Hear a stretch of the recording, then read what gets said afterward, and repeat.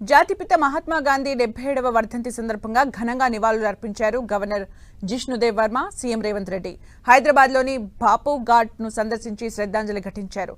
తర్వాత జరిగిన సర్వమత ప్రార్థనల్లో పాల్గొన్నారు.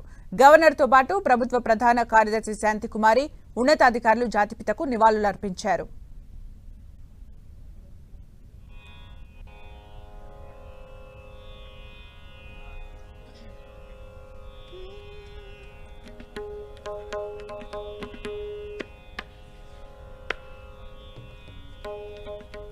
ज्योत से ज्योत जगाते चलो, जन तो